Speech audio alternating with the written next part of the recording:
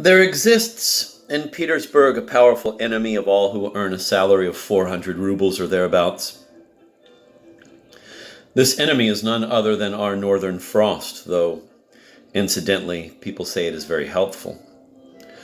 Toward 9 o'clock in the morning, precisely the hour when the streets are covered with people going to their offices, it starts dealing such strong and sharp flicks to all noses indiscriminately that the poor clerks decidedly do not know where to put them.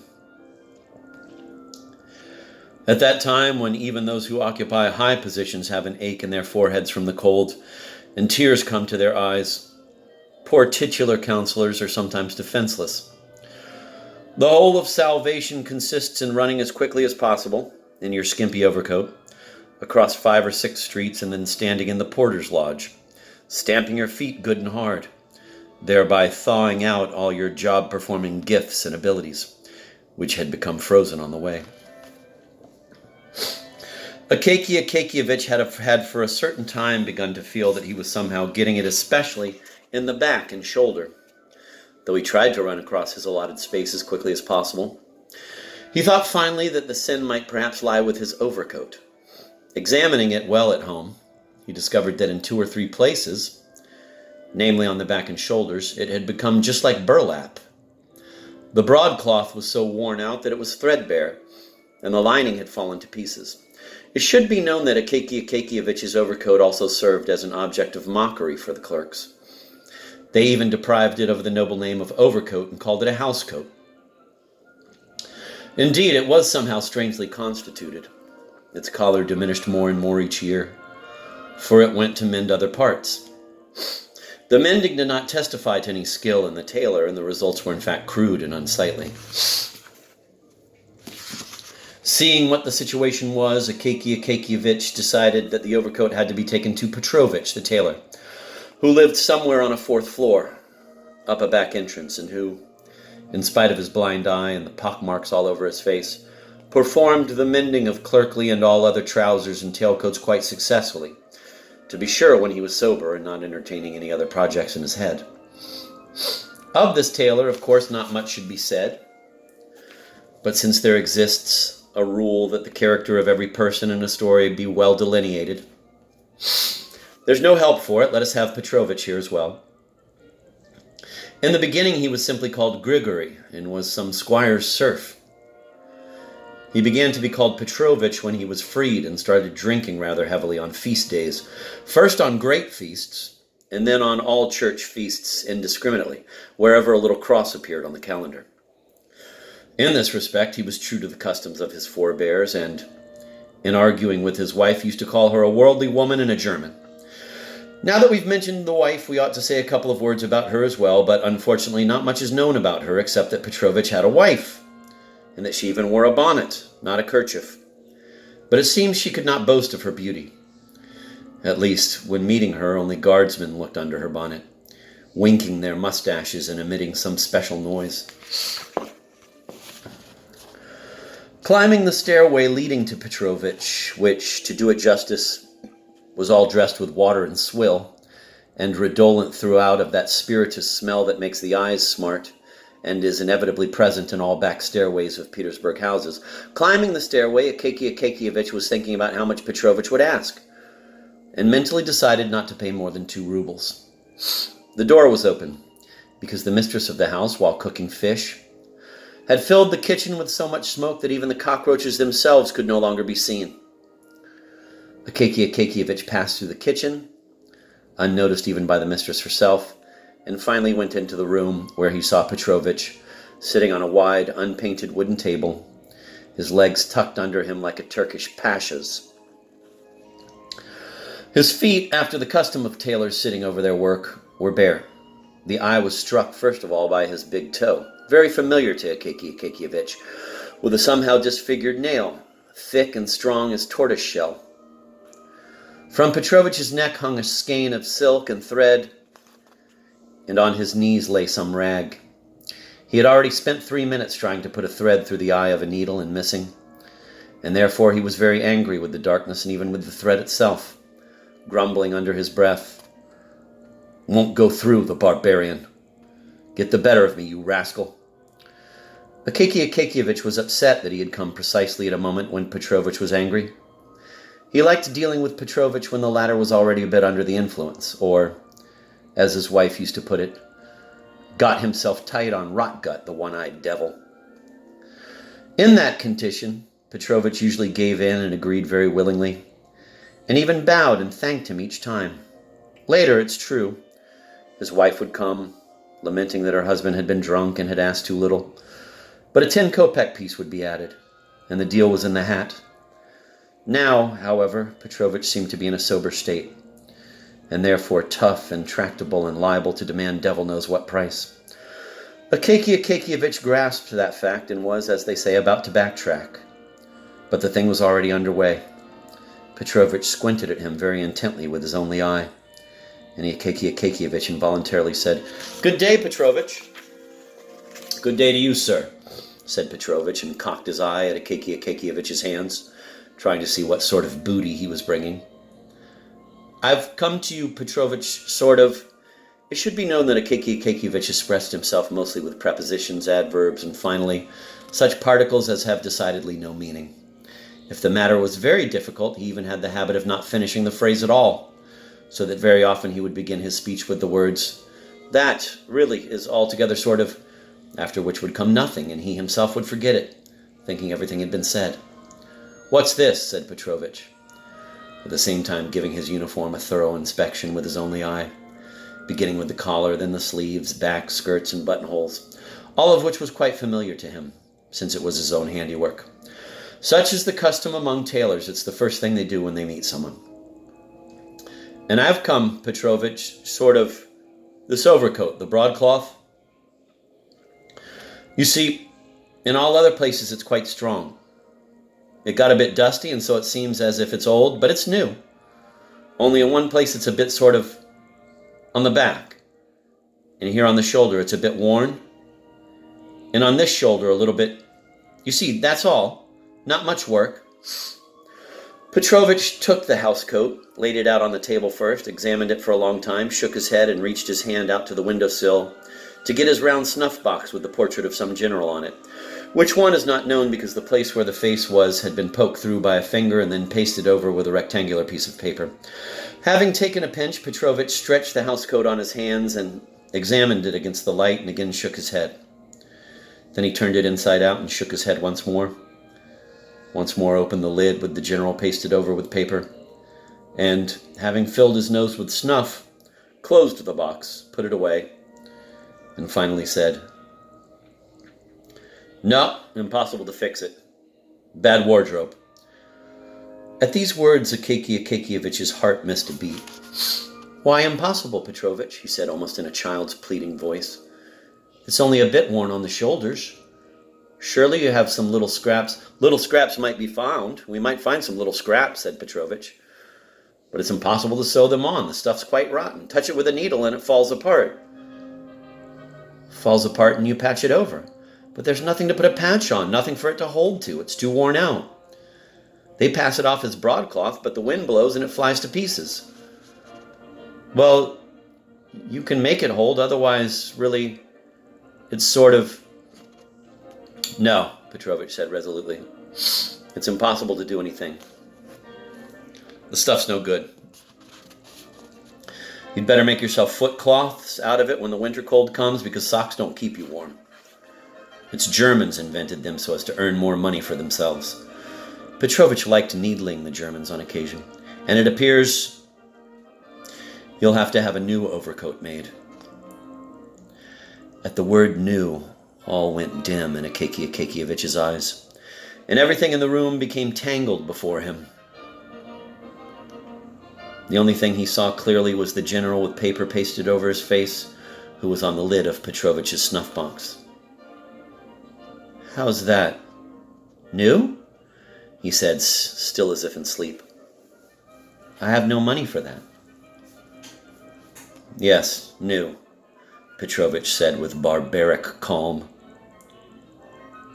"Well, if it must be a new one, what would it sort of..." "You mean how much would it cost?" "Yes." 3 times 50 and then some." Some would have to go into it, Petrovich said and pressed his lips together meaningfully. He very much liked strong effects, liked somehow to confound one completely all of a sudden, and then glance sideways at the face that confounded one pulls at such words. 150 rubles for an overcoat? Poor Akakievich cried out. Cried out, perhaps, for the first time in all his born days, for he was always distinguished by the softness of his voice. Yes, sir, said Petrovich. Depending also on the overcoat. If we put a marten on the collar, plus a hood with silk lining, it may come to 200. Please, Petrovich, Akakievich said in a pleading voice, not hearing and not trying to hear all Petrovich's words and effects. Fix it somehow so it can serve a while longer at least. No, that'll be work gone for naught and money wasted, said Petrovich. And after these words, Akakievich left, totally annihilated. And Petrovich, on his departure, stood for a long time, his lips pressed together meaningfully, without going back to work, feeling pleased that he had not lowered himself or betrayed the art of tailoring. When he went outside, Akakievich was as if in a dream. So it's that's what it is, he said to himself. I really didn't think it would come out, sort of. And then after some silence, he added, so that's how it is. That's what finally comes out. And I really never would have supposed it would be so. Following that, a long silence again ensued, after which he said, so that's it. Such an, indeed, altogether unexpected, sort of, it's altogether such a circumstance. Having said this, instead of going home, he went in the entirely opposite direction without suspecting it himself. On the way, a chimney sweep brushed against him with his whole dirty flank, blackening his whole shoulder. A full hat-load of lime poured down on him from the top of a house under construction. He did not notice any of it, and only later, when he ran into an on-duty policeman who, having set aside his halberd, was shaking snuff from his snuff bottle onto his calloused fist, only then did he recover his senses slightly, and that only because the policeman said, "What are you doing? Barging into my mug. Don't you have enough sidewalk?" This made him look around and turn back home. Only here did he begin to collect his thoughts, see his situation clearly for what it was, and start talking to himself. Not in snatches now, but sensibly and frankly, as with a reasonable friend with whom one could discuss the most heartfelt and intimate things. Ah, no, said Akakievich. It's impossible to talk with Petrovich now.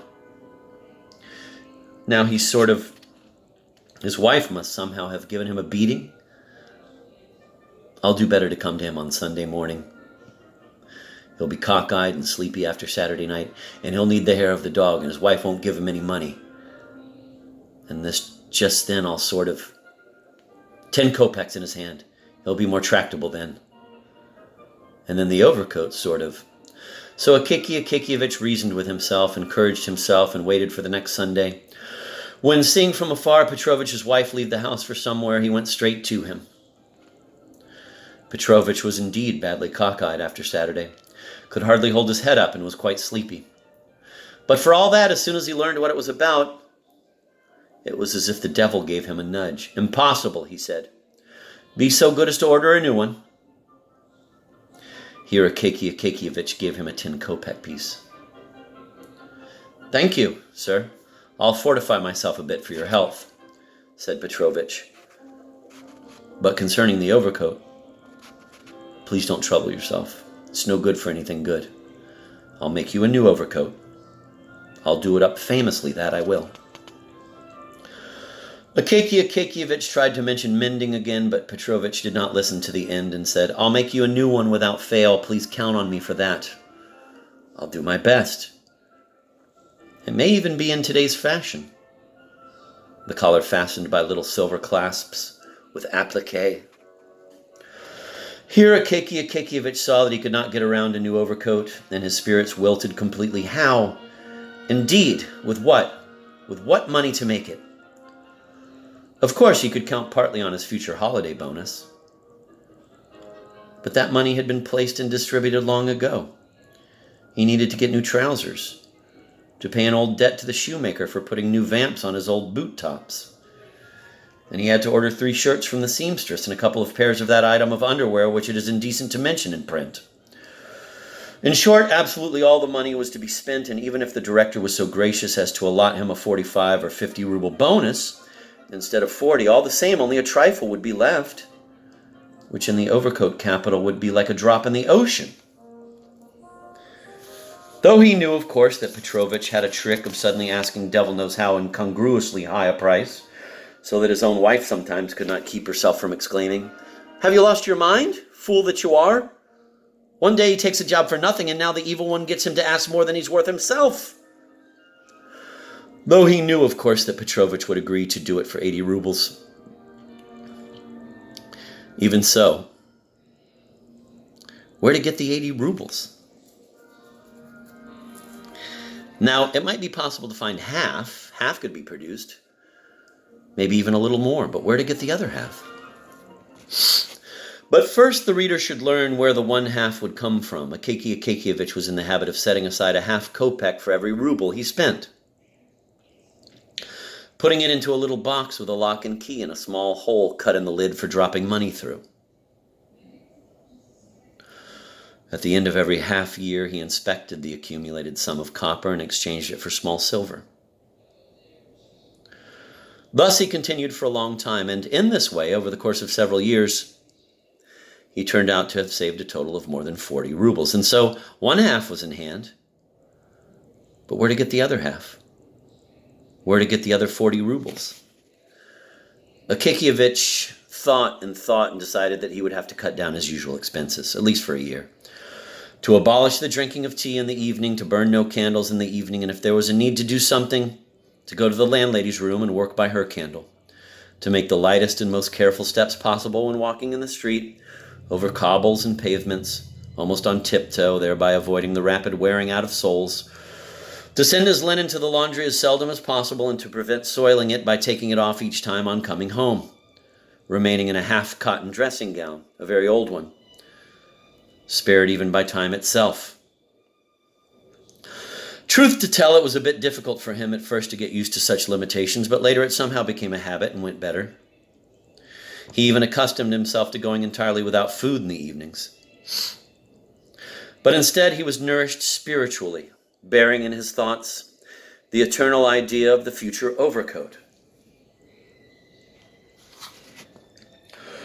From then on, it was as if his very existence became somehow fuller, as if he were married, as if some other person were there with him, as if he were not alone, but some pleasant life's companion had agreed to walk down the path of life with him.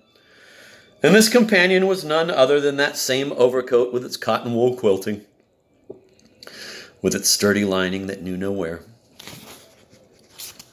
He became somehow livelier, even firmer of character, like a man who has defined a set a goal for himself. Doubt, indecision, in short, all hesitant and uncertain features disappeared of themselves from his face and actions. Fire occasionally showed in his eyes, the most bold and valiant thoughts even flashed in his head. Might he not indeed put a martin on the collar? These reflections led him nearly to distraction. Once, as he was copying a paper, he even nearly made a mistake, so that he cried, "Oh!" almost aloud, and crossed himself. In the course of each month, he stopped at least once to see Petrovich, to talk about the overcoat, where it was best to buy broadcloth, and of what color, and at what price, and he would return home somewhat preoccupied, yet always pleased, thinking that the time would finally come when all this would be bought and the overcoat would be made. Things went even more quickly than he expected. Contrary to all expectations, the director allotted Akakiy Akakievich not 40 or 45, but a whole 60 rubles. Whether he sensed that Akakiy Akakievich needed an overcoat, or it happened that way of itself, in any case he acquired on account of it an extra 20 rubles. This circumstance speeded the course of things. Another 2 or 3 months of going a bit hungry, and Akakiy Akakievich had indeed about 80 rubles. His heart, generally quite calm, began to throb. The very next day he went shopping with Petrovich. They bought very good broadcloth, And no wonder, because they had begun thinking about it 6 months before and had hardly ever let a month go by without stopping at a shop and inquiring about prices. And Petrovich himself said that the better broadcloth did not exist. For the lining they chose chintz, but of such good, sturdy quality that, according to Petrovich, it was even better than silk and looked more attractive and glossy. They did not buy a marten because it was indeed expensive, but instead they chose a cat, the best they could find in the shop, a cat which from afar could always be taken for a marten. Petrovich fussed with the overcoat for a whole 2 weeks because there was a lot of quilting to do. Otherwise, it would have been ready sooner. For his work, Petrovich took 12 rubles. It simply couldn't have been less. Decidedly, everything was sewn with silk in small double seams, and afterwards Petrovich went along each seam with his own teeth and printing it with various designs. It's hard to say precisely which day, but it was probably the most festive day in Akakiy Akakievich's life when Petrovich finally brought the overcoat. He brought it in the morning, just before it was time to go to the office. At no other time could the overcoat have come so appropriately, because very bitter frosts were already setting in and, it seemed, were threatening to get still worse. Petrovich came with the overcoat as befits a good tailor. His face acquired a more important expression than Akakiy Akakievich had ever seen before. It seemed he felt in full measure that he had done no small thing and had suddenly revealed in himself the abyss that separates tailors who only put in linings and do repairs from those who sew new things. He took the overcoat out of the handkerchief in which he had brought it. The handkerchief was fresh from the laundry, and he proceeded to fold it and put it in his pocket for further use. Having taken out the overcoat, he looked very proud and, holding it in both hands, threw it deftly around Akakiy Akakievich's shoulders. Then he pulled it down and straightened the back with his hands. Then he draped it over Akakiy Akakievich, unbuttoned. Akakiy Akakievich, being a man of a certain age, wanted to try the sleeves. Petrovich helped him on with the sleeves. It turned out that with the sleeves, it was also good. In short, it appeared that the overcoat was just right and fitted perfectly. Petrovich did not miss the chance of saying that it was only because he lived without a shingle on a small street and besides had known Akakiy Akakievich for a long time, that he was asking so little, that on Nevsky Prospect he would pay 75 rubles for the work alone. Akakiy Akakievich did not want to discuss it with Petrovich, and besides was afraid of all those mighty sums with which Petrovich liked to blow smoke. He paid him, thanked him, and left for the office at once in the new overcoat. Petrovich followed him out and, standing in the street, went on for a long time looking at the overcoat in the distance, then went purposely to the side so as to make a detour down a crooked lane, run back out to the street ahead of him and thus look at his overcoat from the other direction, that is, straight in the face. Meanwhile, Akakiy Akakievich walked on in the most festive disposition of all his feelings. At each instant of every minute he felt that there was a new overcoat on his shoulders. And several times he even smiled from inner satisfaction. In fact, there were 2 profits. One, that it was warm. The other, that it was good. He did not notice the road at all and suddenly found himself at the office in the porter's lodge. He took the overcoat off, looked it all over, and entrusted it to the porter's special care. In some unknown way, everyone in the department suddenly learned that Akakiy Akakievich had a new overcoat and that the housecoat no longer existed. Everyone immediately ran out to the porter's lodge to look at Akakiy Akakievich's new overcoat. They began to congratulate him, to cheer him, so that at first he only smiled. But then he even became embarrassed. And when everyone accosted him and began saying they should drink to the new overcoat, and that he should at least throw a party for them all, Akakiy Akakievich was completely at a loss, did not know what to do, how to reply, or how to excuse himself from it. After several minutes, blushing all over, he began assuring them quite simple-heartedly that it was not a new overcoat at all, that it was just so, that it was an old overcoat. Finally, one of the clerks, even some sort of assistant to the chief clerk, probably in order to show that he was by no means a proud man and even kept company with subordinates, said, "So be it. I'll throw a party instead of a Kekievich, and invite everyone tonight for tea. Today also happens to be my name day." Naturally, the clerk straightaway congratulated the chief clerk's assistant and willingly accepted the invitation. Kekievich tried to begin excusing himself, but everyone started to say that it was impolite, that it was simply a shame and a disgrace, and it was quite impossible for him not to accept. Afterwards, however, he was pleased when he remembered that he would thus even have occasion to take a stroll that evening in his new overcoat. For a Kekievich, the whole of that day was like the greatest festive holiday. He came home in the happiest state of mind, took off his overcoat and hung it carefully on the wall, having once more admired the broadcloth and the lining. And then he purposely took out for comparison his former housecoat, completely fallen to pieces. He looked at it and even laughed at himself. So far was the difference. And for a long time afterwards over dinner, he kept smiling whenever he happened to think of the condition of his housecoat. He dined cheerfully and wrote nothing after dinner, no documents, but just played a bit of the sybarite in his bed until it turned dark. Then, without tarrying, he got dressed, put on his overcoat, and left.